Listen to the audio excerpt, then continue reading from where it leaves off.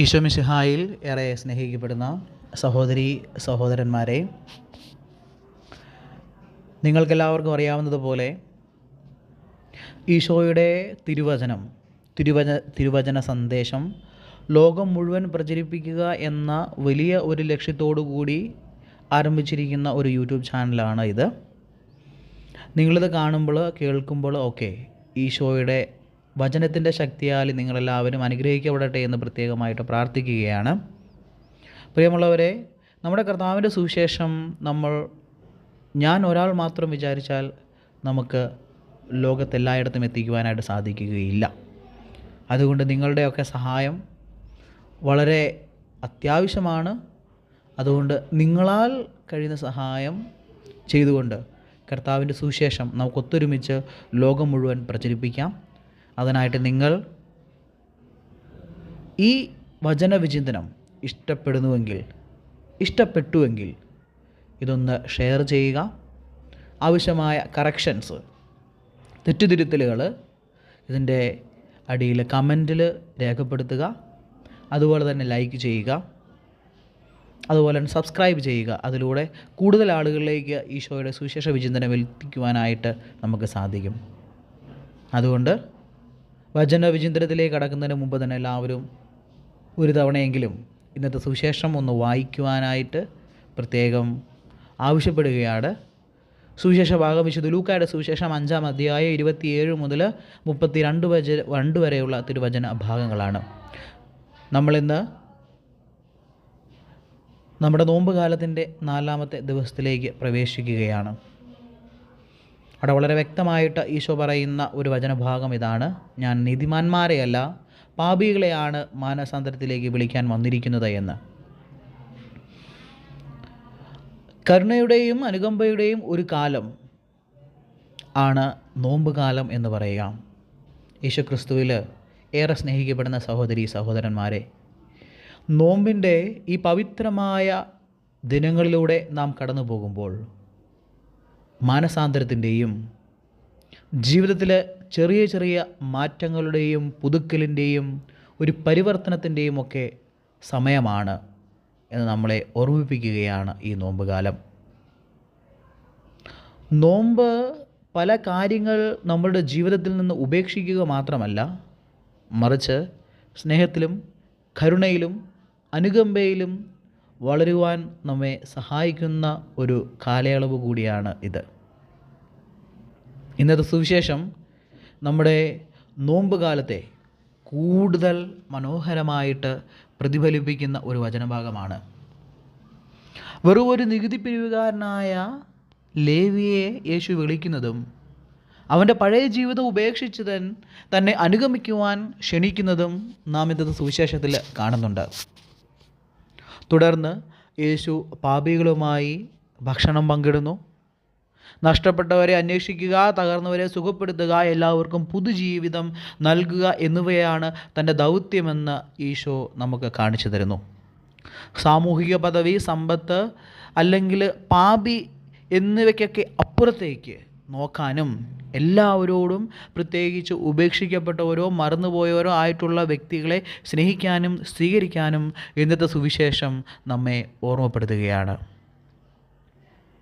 ഇന്ന് ആദ്യമായി നമ്മൾ വിചിന്തനത്തിനായിട്ട് എടുക്കുന്ന ഒരു ചിന്ത എന്ന് പറയുക, യേശു എല്ലാവരെയും വിളിക്കുന്നു എന്നുള്ള ഒരു തോട്ടാണ്.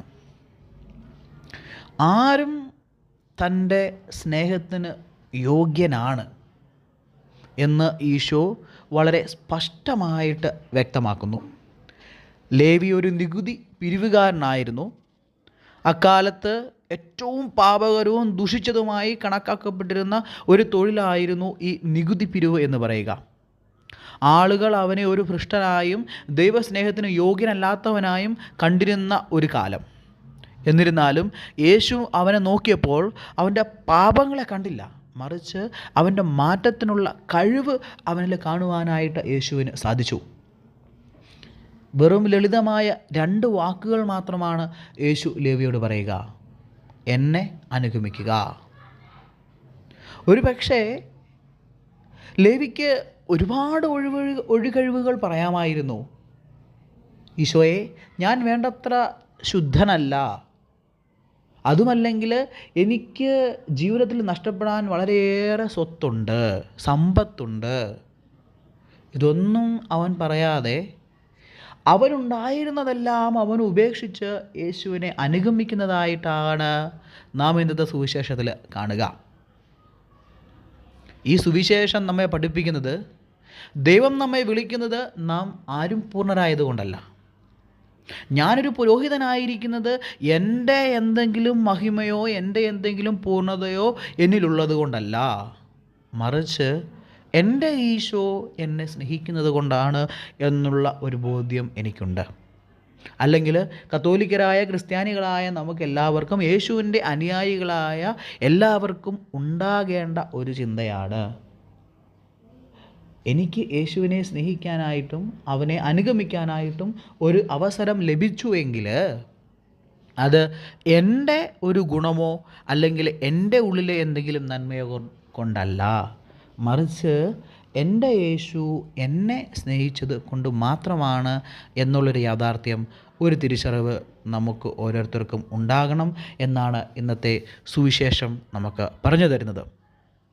നമ്മുടെ ഭൂതകാലം എന്തു തന്നെയായാലും, നമ്മുടെ കഴിഞ്ഞുപോയ കാലം എന്തു തന്നെയായാലും, നമ്മുടെ പാപങ്ങൾ എന്തു തന്നെയായാലും, എത്ര കഠിനമായിരുന്നാലും ഇത് തന്നെ അനുഗമിക്കുവാൻ യേശു നമ്മെ ക്ഷണിക്കുന്നു. ഇന്ന് തന്നെ അവനെ അനുഗമിക്കുവാൻ യേശു നമ്മെ ക്ഷണിക്കുകയാണ് ചെയ്യുക.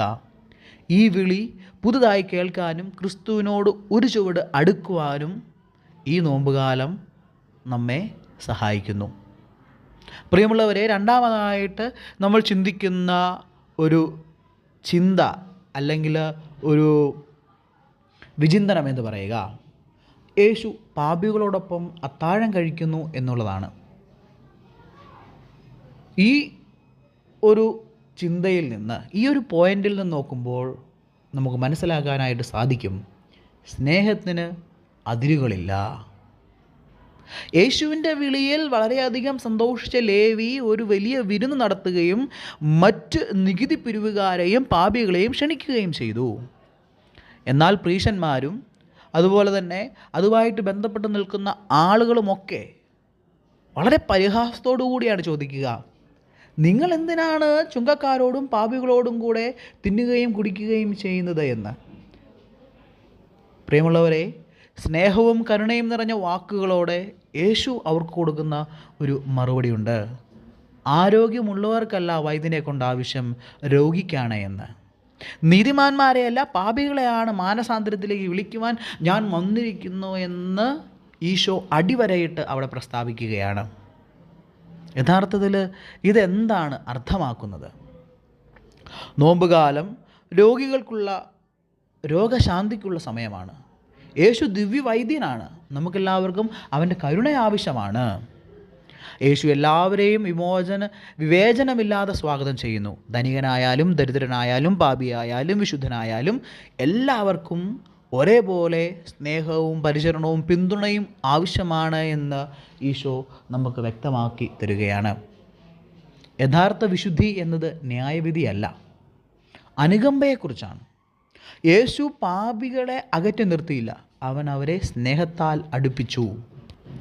അതുകൊണ്ട് നമ്മളോട് ചേർന്ന് നിൽക്കുന്നവരെയും നമ്മളോട് അകർന്നു നിൽക്കുന്നവരെയും ഒരുപോലെ നമ്മുടെ കർത്താവായ യേശു ക്രിസ്തുവിലേക്ക് അടുപ്പിക്കാനായിട്ടുള്ള ഒരു കടമ, ഒരു ഉത്തരവാദിത്തം ക്രിസ്തുവിനെ അനുഗമിക്കുന്ന ക്രിസ്തു അനുയായികളായ നമുക്ക് ഓരോരുത്തർക്കും ഉണ്ട് എന്ന ഇന്നത്തെ സുവിശേഷം നമുക്ക് വ്യക്തമാക്കി തരികയാണ്.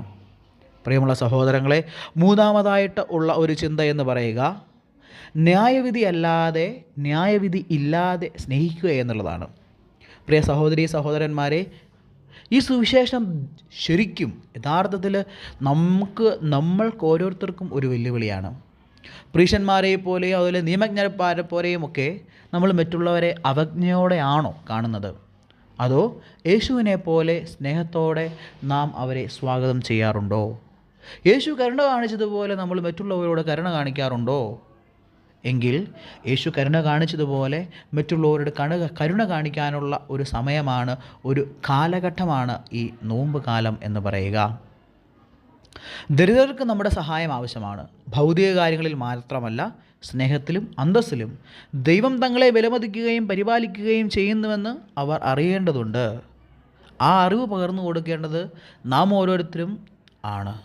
നാം ഓരോരുത്തരുടെയും പ്രവൃത്തികളിലൂടെയും നമ്മുടെ ഓരോരുത്തരുടെയും വാക്കുകളിലൂടെയും ആണ് അവരെയും ദൈവം വിലമതിക്കുന്നുണ്ട് എന്ന് അറിയിക്കേണ്ടത്. അതുപോലെ തന്നെ പ്രിയമുള്ളവരെ, ഈ സമ്പന്നർ എന്ന് പറയുന്ന വ്യക്തികളും ഒരുപാട് കഷ്ടപ്പെടുന്നുണ്ട്. പലപ്പോഴും അദൃശ്യമായ വിധങ്ങളിലാണ് അവർ ഈ ഒരു വിഷമം, ബുദ്ധിമുട്ട് അനുഭവിക്കുക. അവർ ഏകാന്തത അനുഭവിക്കുന്നു, സമ്മതത്താൽ ഭാരപ്പെടുന്നു, അല്ലെങ്കിൽ ആരും തങ്ങളെ യഥാർത്ഥത്തിൽ ശ്രദ്ധിക്കുന്നില്ല എന്നൊരു തോന്നൽ പോലും പലപ്പോഴും അവരുടെ ജീവിതത്തിൽ അവർക്ക് അനുഭവപ്പെടുന്നുണ്ട്. അതുകൊണ്ട് അവർക്കും സ്നേഹവും ദയയും അനുകമ്പയും ആവശ്യമാണ്.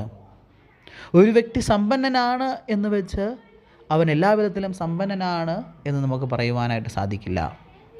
ഓരോ വ്യക്തിക്കും പദവി പരിഗണിക്കാതെ കേൾക്കാൻ ആരെങ്കിലും, കരുതാൻ ആരെങ്കിലും, ദൈവസ്നേഹം കാണിക്കാൻ ആരെങ്കിലും ആവശ്യമാണ്.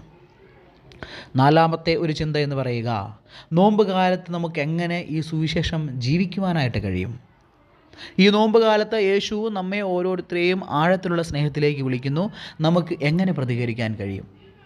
ആവശ്യക്കാരിലേക്ക് എത്തിച്ചേരുക ദരിദ്രരോട് മാത്രമല്ല, പലപ്പോഴും മാറ്റി നിർത്തപ്പെട്ടവരോടും, രോഗികളോടും, പ്രായമായവരോടും, ഏകാന്തത അനുഭവിക്കുന്നവരോടും, കഷ്ടപ്പെടുന്നവരോടുമൊക്കെ നമ്മൾ കരുണ കാണിക്കേണ്ടിയിരിക്കുന്നു.